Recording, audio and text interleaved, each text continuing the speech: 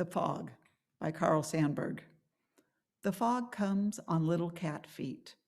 It sits looking over harbor and city on silent haunches and then moves on. Mary will light the chalice here in the sanctuary.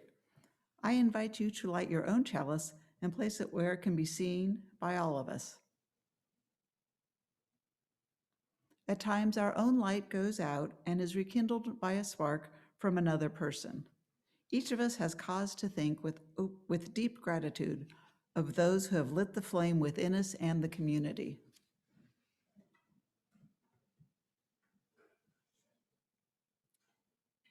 Before we sing the first hymn, let me remind you to leave yourselves muted. However, we want you and whoever is with you to sing with Jan and Mary as big and loud as you like. Make it a joyous experience. So let's all sing the opening hymn, Love Knocks and Waits for Us to Hear, number 1029.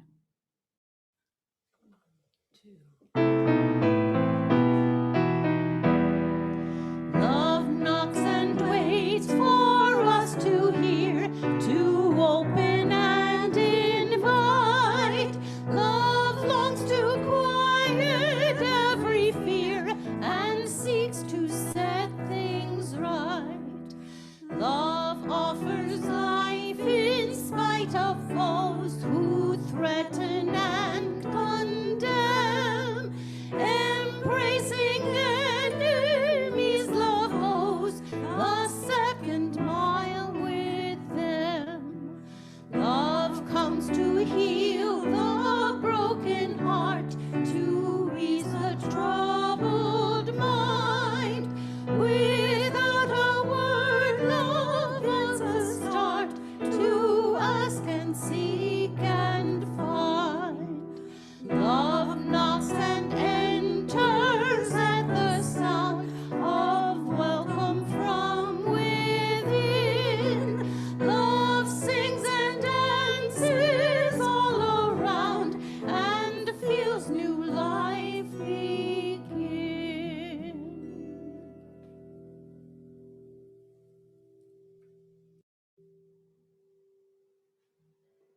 Good morning. Welcome to the Unitarian Universalist community of Cambria. We are glad you have joined us today. We acknowledge that our UUCC sanctuary stands on land that was originally occupied by coastal Chumash indigenous peoples, whose ancestors lived primarily in the San Luis Obispo, Santa Barbara, and Ventura counties. As a Unitarian Universalist community, we celebrate religious diversity and welcome all who journey in search of faith and spirituality. The UUCC is a lay-led congregation, inviting speakers from different religious traditions and spiritual or scientific backgrounds to speak at our pulpit. We encourage presentations covering a variety of topics and areas of interest to our community that connect with the UU7 principles. Today's service centers around the second principle. We affirm and promote justice, equity, and compassion in human relations. Compassion is something that we can easily act on individually. We can demonstrate openness, give people respect, and treat people with kindness on our own. But we need one another to achieve equity and justice. It points us to the larger community. It promotes collective responsibility. It reminds us that treating people as human beings is not simply something we do one-on-one, but something that has systemic implications and can inform our entire cultural way of being. My name is Nancy Tolan, and I am your worship associate this morning. I would like to extend a special welcome to today's guests and visitors. We're glad you joined us this morning under these challenging circumstances. If you are a guest and would like to introduce yourself, please raise your Zoom hand and unmute yourself when Susan calls your name.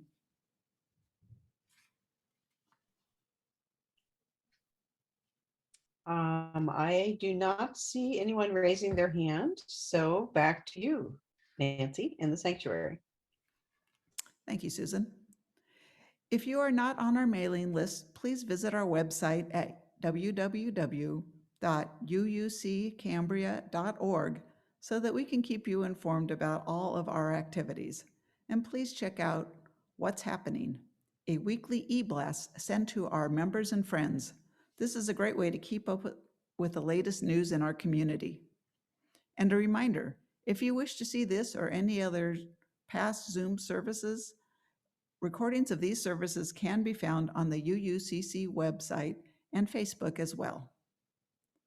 The membership committee invites non-members to consider joining our community. Please contact Janet Cooper or a person on the board if you are interested. Thank you. So again, good morning and welcome to all. Let us now sing the affirmation. Love is the spirit of this church, and service is its prayer. This is our great covenant, to dwell together in peace, to seek the truth in freedom, and to help, and to help, and to help one another.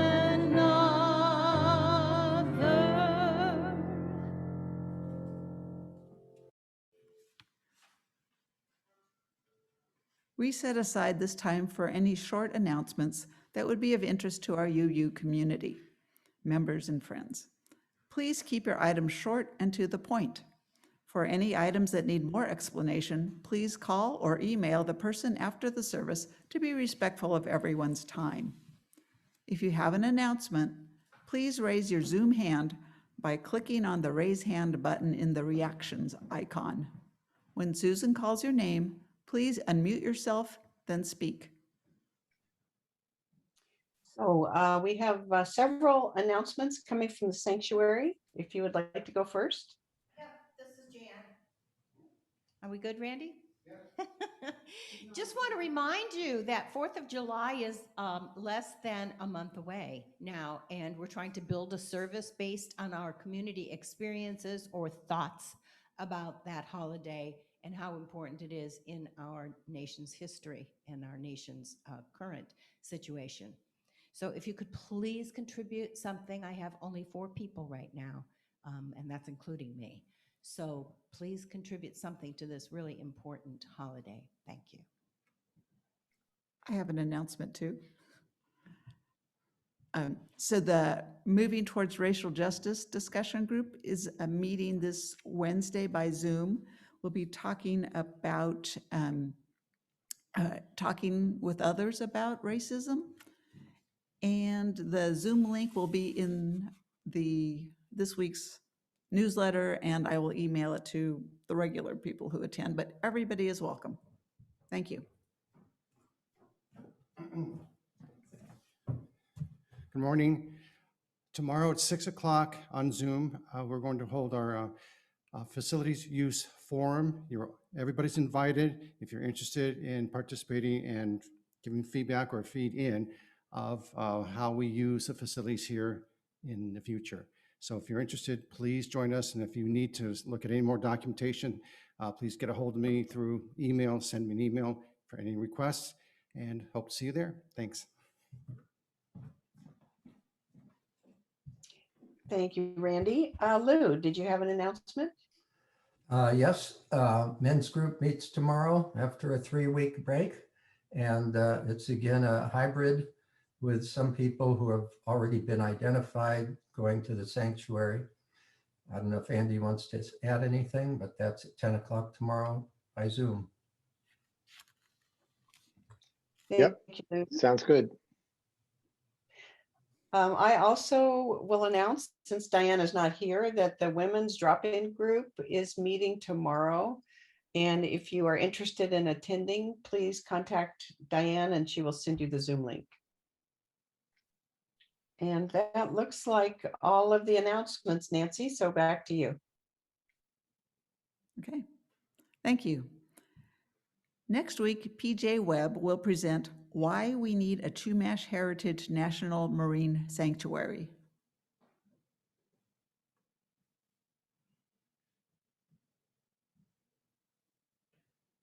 Happy birthday.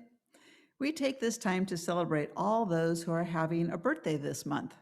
Birthdays are a special moment. It is a time in which you feel as if the world is taking a moment to invite you into being, just like it was on your day of birth. If you have a birthday this month, please raise your Zoom hand. When Susan calls your name, unmute yourself, and please reveal your special date.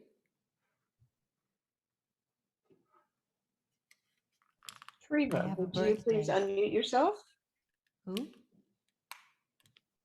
Oh, sorry. My oop, can you hear me? Yes, go ahead. Okay, my birthday's June 19th, and I am slowly crawling closer to, what am I? Crawling closer to 50. Yay. Thank you, Treva. And we have one in the sanctuary. Yes, I'm not crawling toward anything, but my birthday is June 8th, which is Tuesday. This is Jan, by the way, if you want to send cards this way.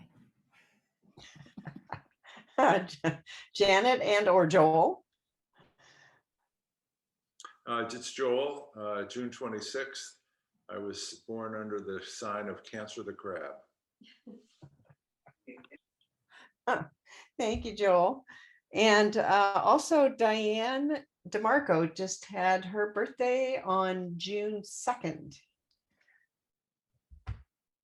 That's a lot of birthdays for 1 month. So that's it. Back to you, Nancy. Okay. This birthday candle honors all the friends and family members of this community who are celebrating birthdays this month.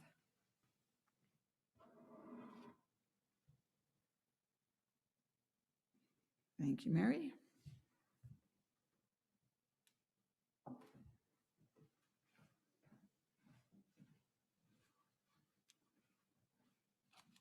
Sharing together some of our significant personal joys and concerns brings us closer as a faith community. We invite you to share the milestones that are deeply felt as a part of your personal life. But please be mindful and considerate of all who come to worship with us this morning. This is a time for community building. The collective flames of these candles embody all the joys and sorrows which may have gone unspoken today, but which are also deeply felt in this community.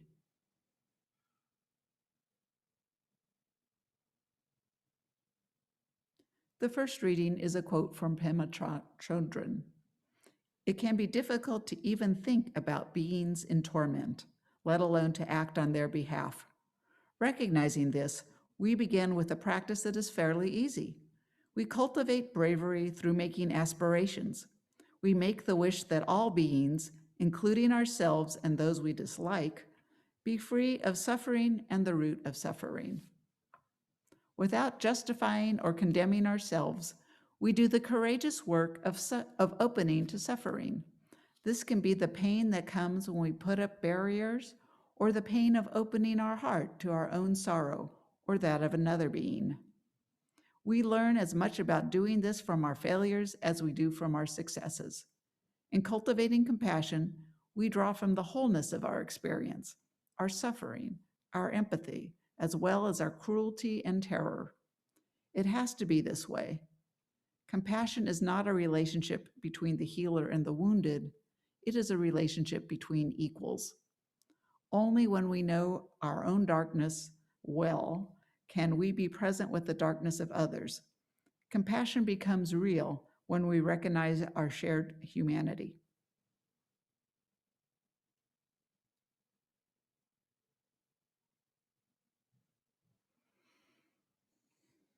Let us enter a place of peace and serenity where you are one with your spiritual being.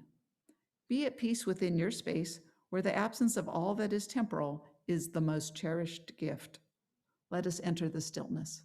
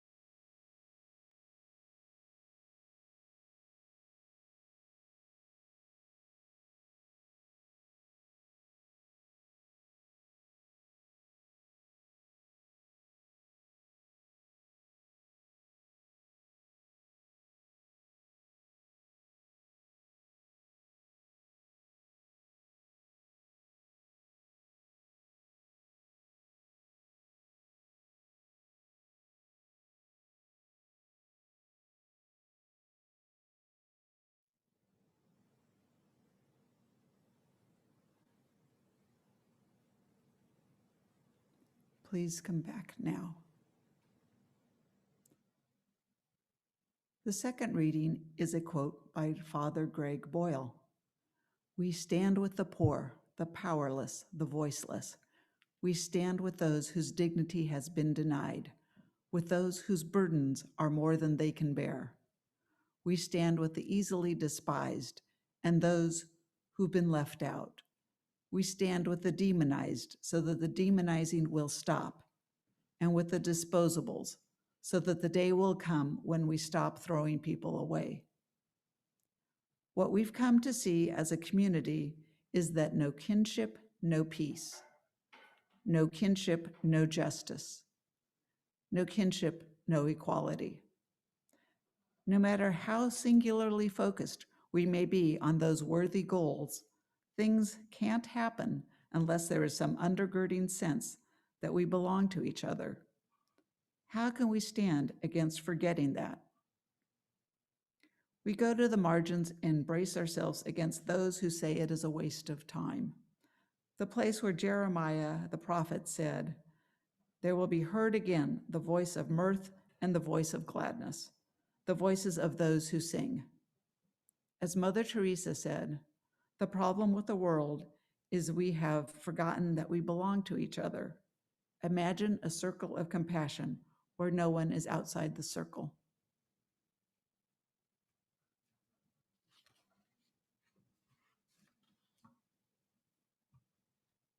Please join in singing "I Wish I Knew How It Would Feel to Be Free," number 151.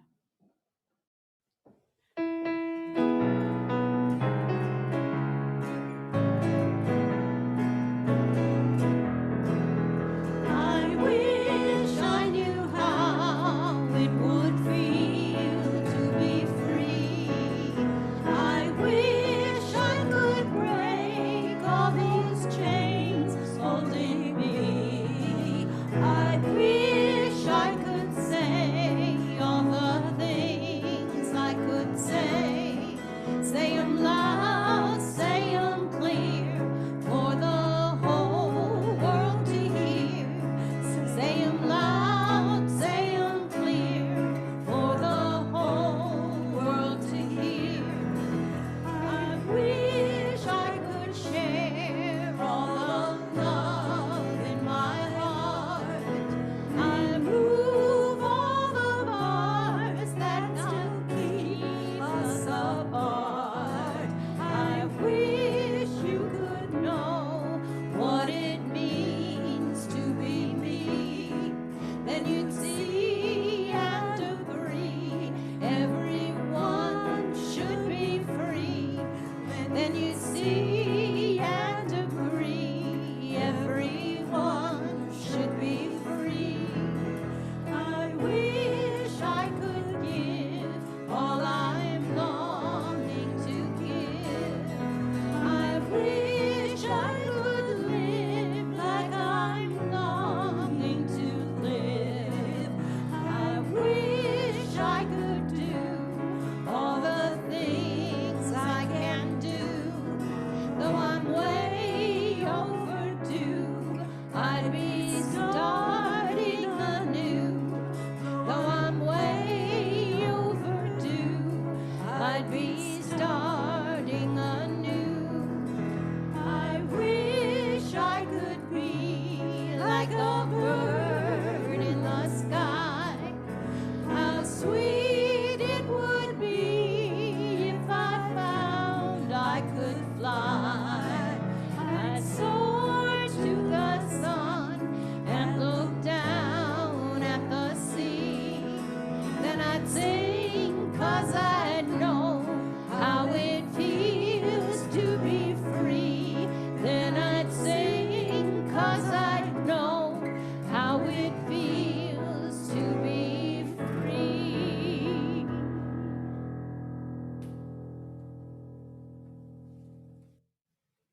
Thank you, Jan and Mary. Today's sermon is titled "Sitting with Others, Compassion and Equity in Serving Those Affected by the Criminal Legal System," to be delivered by Mary Cronin. Mary Cronin has had a lifelong interest in working with marginalized communities. After high school, for 4 years, she worked in Amsterdam, the Netherlands, with a volunteer organization that provided support for people with addictions and homeless individuals. After receiving her BA at Portland State and her MA at Columbia Teachers College, she moved to the Central Coast in 2014. Mary became a yoga instructor and started to volunteer with the local restorative justice organization, Restorative Partners. Mary now works full-time as the mentor coordinator for Restorative Partners, assisting formerly incarcerated individuals in finding local support. She's also involved with facilitating staff yoga, leading regular meditation, and teaches yoga at the organization's sober living homes. She's also the chapter director for the San Luis Obispo branch of Prison Yoga Project. In March 2021, Mary completed the 300-hour Trauma Center Trauma Sensitive Yoga Facilitator Program. In her free moments, she spends her time at the beach, kayaks, runs, cooks fantastic meals, and reads terrible fiction. Mary? Good morning. Thank you. And thank you for letting me be here with you all today. So in 2016, after the presidential election of 45, I cried for about a week, like many other people who I know in my life. And I started to wonder what I could do to make a difference in my community. I felt very disillusioned and heartbroken, but I felt so much that there was a need that I needed to give something, that I needed to do something that would encourage other people and help people who were the most marginalized. And it was about a year before I did my yoga teacher training at a local studio here in San Luis Obispo. And one of my fellow students had become involved with a local restorative justice organization called Restorative Partners. So I reached out to him and asked how it was going and how I could get involved. And that summer, I did my basic training with Restorative Partners. And in the fall, I started to enter the San Luis Obispo County Jail on a regular basis, accompanying another yoga teacher as she was teaching a yoga class to the people incarcerated there. And by the winter of the next year, I was teaching my own class. So once a week on Tuesdays, I would go in and teach a group of women who were in probably the lowest form of the jail at that time. And it was amazing. And I felt like I was able to connect with them and be with them and see them.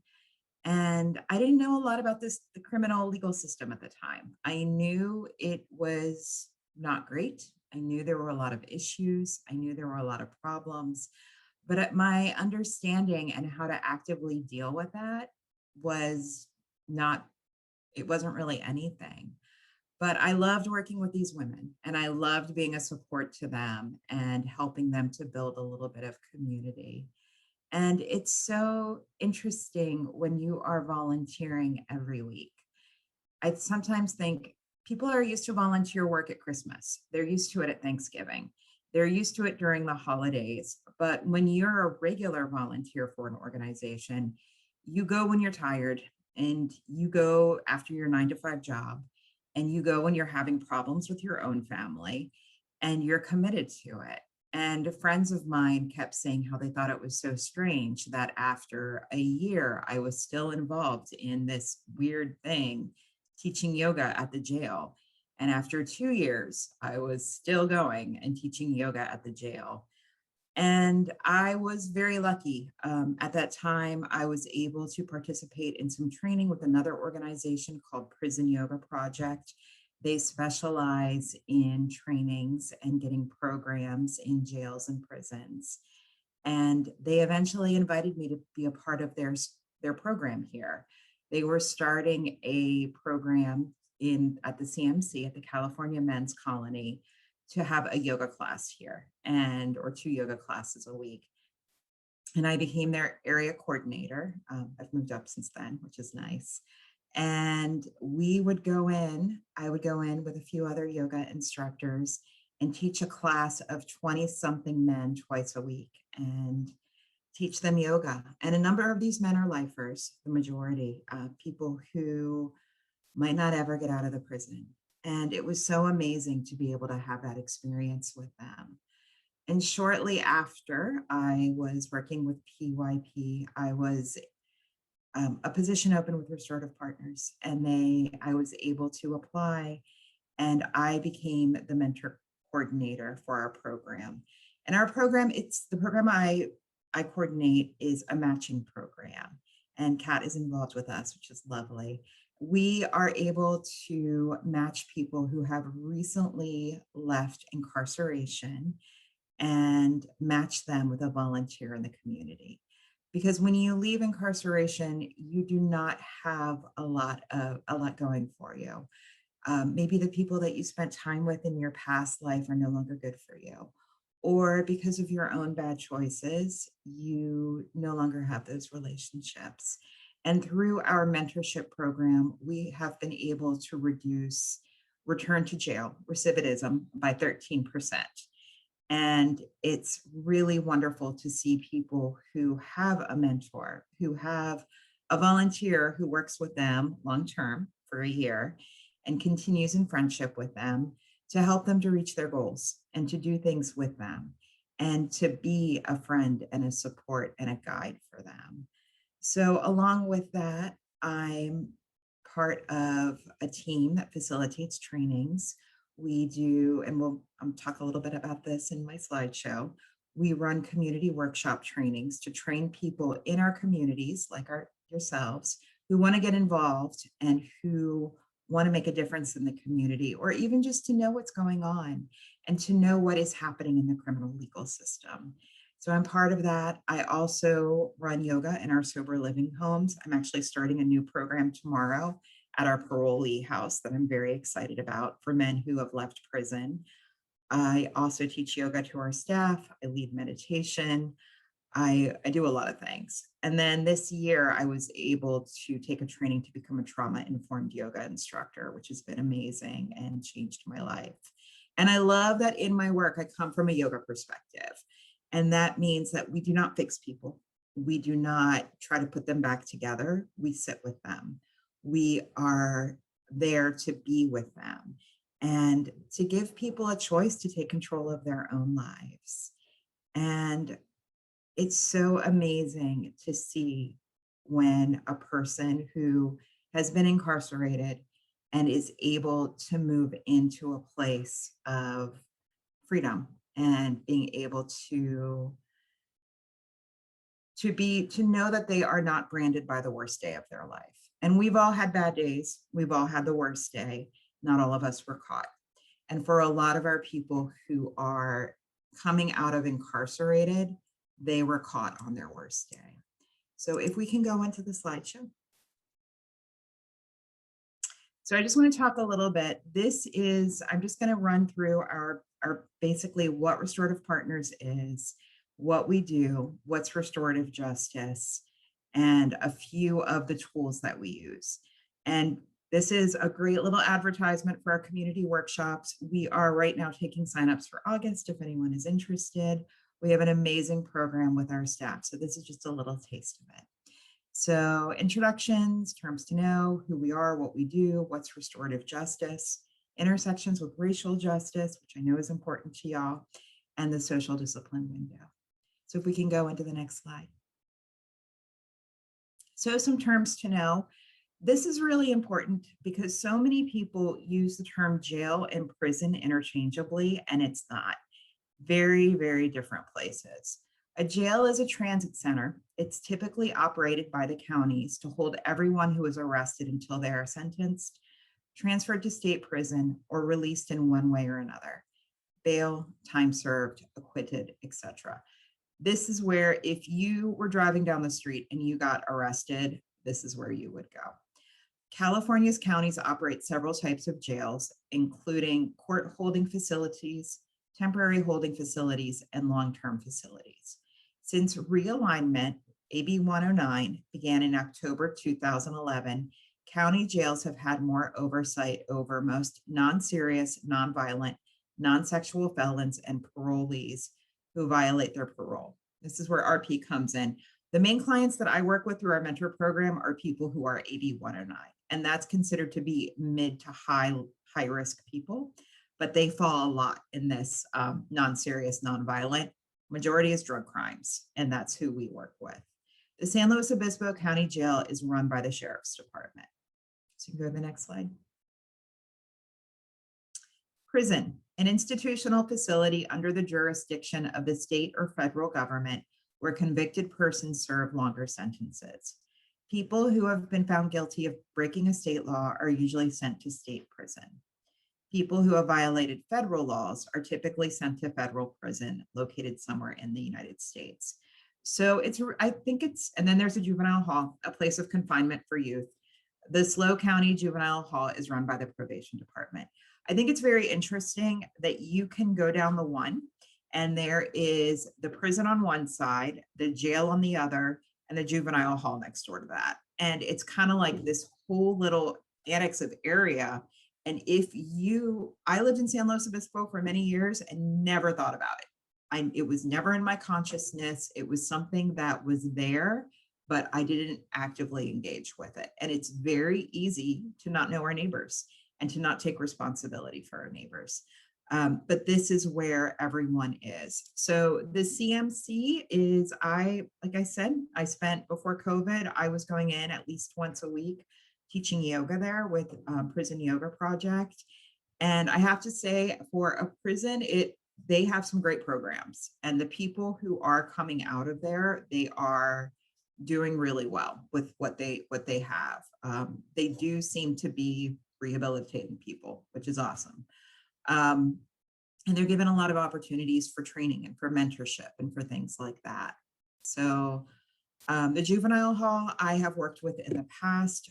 Currently, the juvenile hall is the only place that Restorative Partners is able to get into post-COVID. We are hoping that we're going to be able to reestablish our programs in the jail very soon. Okay, we can go to the next slide. Some terms to know, continuing. We try to use person-first language. So using language that addresses the person first rather than their condition or situation. So instead of saying inmates, we say people who are incarcerated. Instead of saying an addicted person, we say a person with an addiction. A human being who has suffered so much that he or she finds in drugs or some other behavior a temporary escape from that suffering. So we really try to do this so that we're not labeling people, but we're respecting the human spark in them. We're respecting the divine. We are respecting who they are and not saying, well, this is just who they are. And that's really, really important to us. And for me in my personal life, also in my work life, I am continually gently correcting people instead of inmates. This is what we say. You can go to the next slide. Thank you. Criminalization, the process by which behaviors and individuals are transformed into crime and criminals. Previously, legal acts may be transformed into crimes by legislation or judicial decision. By defining activities associated with certain groups as criminal, those groups themselves come to be seen and treated as dangerous, often justifying extreme and subtle violence against those people. The process does not happen in a vacuum, but rather is a strategy in the continued oppression of marginalized groups, people of color, the poor, women, youth, LGBTQIA, and the disabled. So you can go to the next slide. According to the International Institute for Restorative Practices, IIRP, restorative practices is an emerging social science that studies how to strengthen relationships between individuals as well as social connection within communities. Though new to the social sciences, social practices has deep roots within Indigenous communities throughout the world. Restorative justice is a way at looking at criminal justice that focus on repairing the harm done to people and relationships rather than punishing offenders. This does not mean that offenders should not be held accountable, simply that the needs of those harmed should be centered in the conversation. Mutuality, an approach that acknowledges that we as humans are more alike than we are different. Mutuality requires everyone to participate equally in our transformation, collectively and individually. Kinship, the idea and practice that we are all connected to each other in a relationship and that we belong to one another. This is something that Father Boyle, whose quote I chose, talks about a lot. And it's that whole idea of who are our neighbors, and looking at the jail and looking at the prison and looking at juvenile hall, keeping that in mind that we belong to one another and we are responsible for one another as well. And then the circle process is the use of the circle to invite discussion, connection, resolution, healing, and the building of community, among other things. And something that we do in Restorative Partners is when something happens, we circle.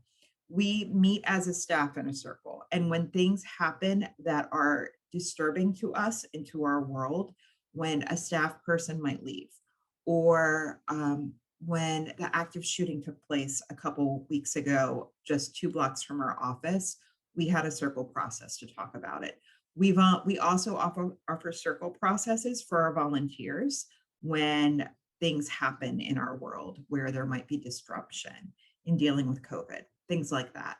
We also use this to deal with things in our sober living homes, and we're starting to be more active in doing that with our restorative justice facilitators. So you can move to the next. All right, so getting into who we are. We are a nonprofit organization in San Luis Obispo County. We are only in SLO County. We are not a national organization. Our mission is to transform lives impacted by crime through healing services and relationships. So this can be anyone who is in that circle of who has been impacted by crime. So moving on. What we do. Restorative Partners provide services and programs for those in custody and for those released from the SLO County Juvenile Hall, Jail, and Honor Farm in California state prisons. Our restorative justice approach focuses on mind, body, and spiritual transformation, incorporates trauma-informed care, addresses responsibility and accountability, and offers accompaniment through re-entry mentorship. The goal of RP's work is to reduce violence and lower recidivism by providing a continuum of care from incarceration through reincorporation into the community. So what we are trying to do, and we were able to do this until COVID happened, is we are in the jail. We are with people as they leave the jail, and we are there after to really be able to help people as they reestablish their lives and becoming productive members of the community again. So this is what we do. We have done for in-custody programs. We have volunteer programs, or have had, that focus on art, yoga, meditation, spiritual counseling, guitar, chess, gardening, creative writing, AA and NA, juvenile hall tutoring, birthday celebrations, and book club.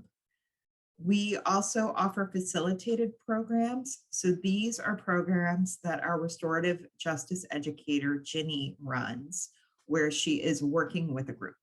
And they meet every week for 26 weeks, and they go through a curriculum that she runs. Thinking for a Change, Restorative Justice Process Group. We also have Alternatives to Violence Project, which is another organization that we partner with, and they run their program. So just so y'all know, our volunteer programs, like I said, right now, we are post-COVID, or as we're moving past COVID, we currently are starting to volunteer in the jail again, or the juvenile hall. We've been back there for a month. We also have ping pong, which is great for the kids. We do religious services as well, or we host services, and getting really involved so that these kids have support. We are hoping to get back in the jail soon, and we have not heard from them yet, but we're hoping that we're going to be able to start programming again there. You can move to the next slide. So re-entry programs, mentorship program, which is my program, which I think is amazing, culinary training and internship program. These are for our clients who want to work in foods, want to work in food service, want to work in a kitchen. And we have an amazing program that one of our staff has been running that really has helped them in changing their lives. Thinking for a Change, which I said our staff person Ginny runs, parolee outpatient treatment, reentry system navigation, sober living homes in partnership with SLO County Drug and Alcohol. We have 5 homes. We have a home in Los Osos, which is a women's home. We have another home in Los Osos, which is a men's home. Lionheart Place is our parolee houses for men, and they are 2 homes that are next to each other. And then we have Anna's home in North County, which you might have seen on the news the other week. We had a few of our women who were part of the GRID program and started to, or they were able to put solar panels on the house, which is awesome. And then they're also being trained to install solar panels, so they'll be able to continue that and have employment opportunities, which is wonderful. And then we also do circles and conferencing at the homes. Another thing that we just started doing, which isn't on this slide, we have a therapy program for our clients where we have amazing volunteer therapists who volunteer their time an hour a week to be able to meet with one of our clients and to be able to give that time to help them in their adjustment. And what I love about our reentry programs, it's not just one thing that helps people. I have a mentee and I was with him while he was going to court. This is about 6 months ago. And he was saying that it isn't just through his mentor that he is doing okay. It's because he has mentorship, he has therapy, and he took our anger management class. So it's really being able to look at somebody and seeing what needs to be provided for them and what can support them and what can help them. So you can go on to the next. In the community, Superior Court post-file misdemeanor diversion program and the DA's office pre-file misdemeanor diversion program. We are just starting this. My supervisor, Vivian, has spent a lot of time meeting with the local courts along with Sister Teresa, our executive director, to be able to really make a difference in the courts. And this is where restorative justice can do awesome things. So somebody who has had issues, somebody who's been arrested, they could sit down and figure out what kind of a program will work for them so that they do not go to jail. And it's still holding them accountable. It's still, they have to do a lot of work to be successful in these programs, but it's really a restorative justice approach to looking at the legal system instead. Education and training for partners. We work with a lot of nonprofit partners in the area, and this assists them in knowing what we do and to be able to better partner with them. We've done trainings with RISE. We have done trainings with TIMA. We work together because we all need each other. And that also runs into collaboration with service providers and other nonprofit organizations. There are 900 nonprofits in the Central Coast, not counting churches and religious places. So it's a lot of people that we can work with. So we can move on. So this is what I was talking about, restorative conferencing. What else are we doing? A structured facilitating meeting between those who caused harm, those who were harmed, and others who were impacted by the situation.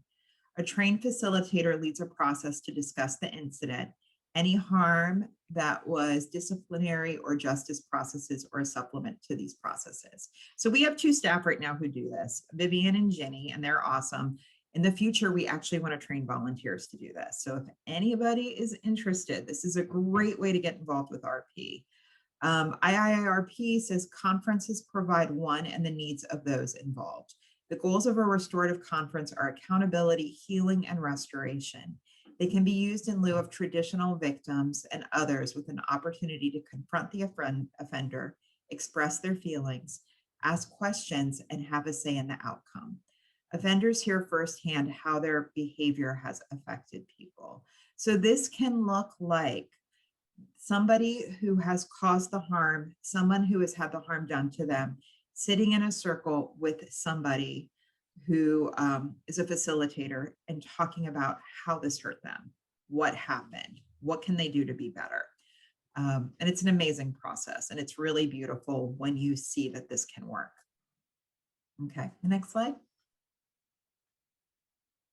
All right, we do have time for this if the video can work. I just wanted to give a little tip on what is restorative justice, because I'm using all this language and I want to make sure that everybody understands it.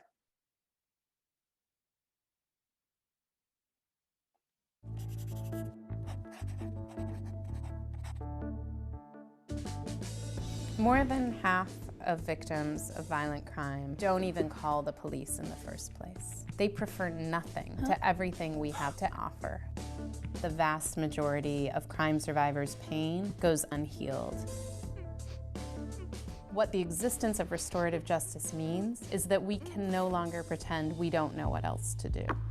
As a country, we're really good at punishment. It's passive. It doesn't require people to act, to think. It certainly doesn't require them to change. When we lock people up, we excuse them from their responsibility to answer for what they've done. Restorative justice is a process to hold them accountable. It's a tool. People take turns answering questions like, what happened? What needs arise? Whose responsibility is it to meet those needs? And how is that person going to do it? It requires someone to take responsibility, to repair things as much as possible, and to never commit that harm again. This isn't about feeling sorry, it's about doing sorry. Things like go to school, get a job, pay restitution, apologize, do community service. Restorative justice practices have been used to address low-level infractions like vandalism, up to addressing the impact of murders on the surviving family members. Restorative justice processes are first and foremost about meeting the needs of people who are hurt. Sometimes the person who can make the greatest contribution to a survivor's healing is the person who harmed them. To come through trauma, we need answers to our questions. To say, my life was never the same after you hurt me like that. Crime survivors want the most safety possibly available. So if incarceration actually produced safety, we would have the safest country in human history. That's not what we have. The core drivers of violence are shame, isolation, an inability to meet one's economic needs, and exposure to violence. And we bake those into prisons to try and keep people from committing further violence. Incarceration exposes people to exactly the things that increase the likelihood that they'll go on to harm others. People who are hurt deserve a process that will help them heal. People who are responsible for crime have an obligation to be accountable for that. All of us deserve responses to crime that actually make us safer. Our current criminal justice system doesn't deliver any of those, and restorative justice at its best delivers them all.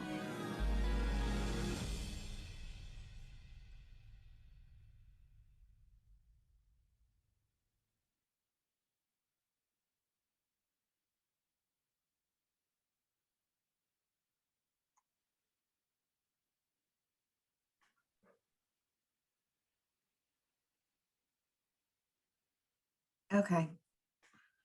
So looking at this, I love that video. I think it's amazing. It's super short and it really explains the importance of restorative justice. And it's not just a word I'm throwing around. This is lifetime likelihood of imprisonment for US residents born in 2001. So it's really interesting since I've worked in both the SLO County Jail and also the prison. The majority of the people I've worked with in the jail, both men and women, are primarily white. They look like me. But when I was teaching yoga at the prison for both of the classes, which were two separate classes of 20, 22 men, the majority of the people were brown and black. I think in each class I had maybe 2 white men. And that is a huge reflection on California, since it's a California prison. So looking at this little chart, so 1 in 9 of all men will be imprisoned. Looking at white men, 1 in 17. Looking at Black men, 1 in 3 will be imprisoned in their lifetime. And looking at Latino men, it's 1 in 6. And then for women, for all women, 1 in 56 will be imprisoned. For white women, it is 1 in 111. For Black women, it's 1 in 18. And for Latino women, it's 1 in 45. So you can see that there's some issues, and there are definitely some racist issues looking at imprisonment and the way it affects people. So moving on to the next slide. Okay, so this is one of my favorite tools that we work with in RP. A couple of our staff came back from a training to talk about this. This is called the social discipline window, and it's something that we actively try to use in working with our clients and also with our staff. So, so that we are actively using this, and so our volunteers and everybody in our organization. So what usually happens in our justice legal system is it's punitive. So looking at the little window, you do things to people. You screwed up, so this is what is going to happen to you. The other part of that is neglectful. You screwed up, we're going to put you away in a cell and get rid of you, and you are not going to have anything to do with us. And then the other side too is permissive. Sometimes when we're working with our clients, it can just be very easy to just allow things to happen. They didn't know any better. They've been incarcerated for a long time. Just let things go. And it's, and that doesn't help people to learn. And it doesn't help people to be able to be responsible members of our community. And it doesn't help them to grow. So the thing that we're trying to do with restorative justice is do things with people. Not that we're neglecting them, not that we're punishing them, not that we're being overly permissive, but instead it's working with people. And I feel like working with our mentor program, there are so many great examples of that, where instead of filling out somebody's forms to get their driver's license, you are with them as they fill out their forms. You make sure they have their forms, you sit with them, you are a friend to them, you accompany them. And that's what restorative justice is. And that's what we are trying to work out, is not, not neglecting people, but really being there for them and alongside. I like to think of our programs working with our clients is coming alongside and really guiding them. So you are being supportive, like it shows in the window, high support, encouragement, and nurturing. Also making sure that you are organized, but not to the point of causing harm. So we can go to the next slide. Oh, and that's it. Feel free to contact us and connect with us. We are on, we have a wonderful Instagram being run by our admin coordinator, who does a great job and keeps up to date about what we're doing. We're on Facebook. Right now, our current fundraiser, and also to build connections with local restaurants and help support them, is the Grilled Cheese Festival is going on, if any of y'all have heard about that. So that's awesome. And we always have a lot happening in the community. So thank you.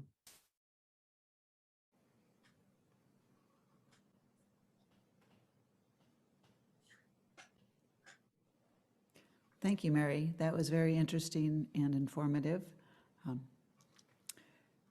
Normally, at this time, we receive offerings from our congregants. However, due to the virtual format, we invite you to make your offering in one of the methods shown on the screen. These methods are posted in the newsletter and on the UUCC website. Please keep in mind that our congregation is entirely self-governed by the democratic process. One of the privileges of our free church tradition is to provide all of the financial support for our many ministries from among ourselves. Generosity, therefore, is one of the spiritual values we recognize as central to our personal and our institutional well-being. You are invited to participate in the blessing of giving by sending us an offering. Thank you.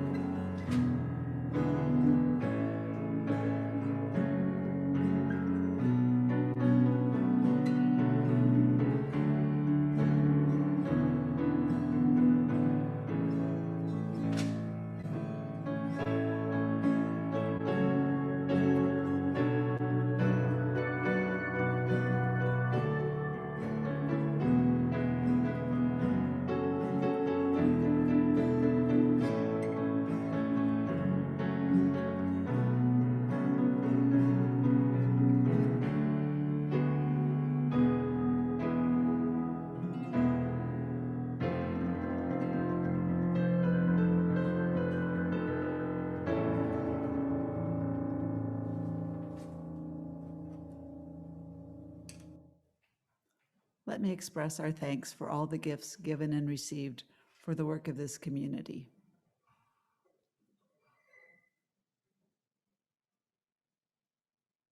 Now let us sing doxology number 380.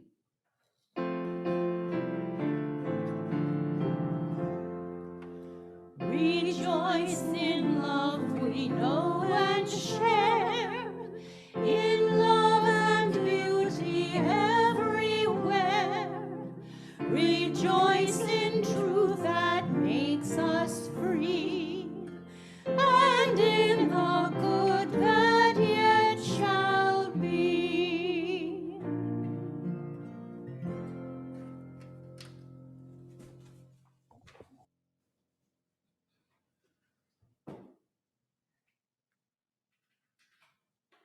Please join in the singing of the closing hymn, Break Not the Circle, number 323.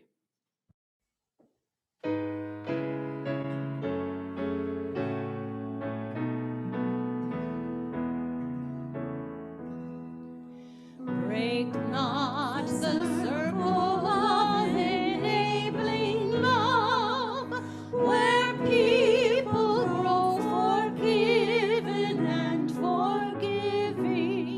Break not that circle, make it wider still, till it includes, embraces all the living. Come wonder at His love that comes to life, where words of freedom are with humor spoken, and people keep no score of wrong and guilt, but will that human bonds remain unbroken. Join then the movement of the love that frees, till people of whatever race or nation will truly be themselves, stand on their feet, see eye to eye with laughter and elation.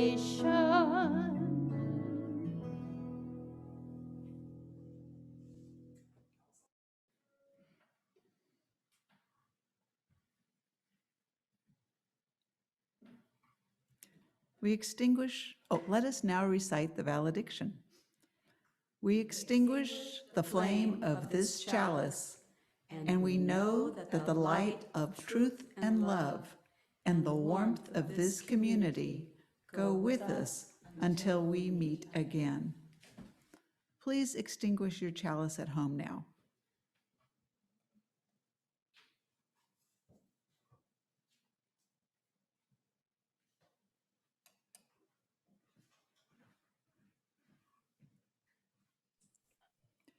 After the benediction, please click on the gallery view button in the upper right corner of your screen, but please remain muted. Susan will call on you when you raise your Zoom hand. Mary? May we be blessed with discomfort at easy answers, half-truths, and superficial relationships, so that we may live deep within our hearts. May we be blessed with anger at an injustice, oppression, and exploitation of people, so that we may work for justice, freedom, and peace. May we be blessed with tears to shed for those who suffer from pain, rejection, hunger, and war, so that we may reach our hands to comfort them and turn their pain into joy. And may we be blessed with enough foolishness to believe that we can make a difference in this world, so that we can do what others claim cannot be done, to bring justice and kindness to all our children and the poor.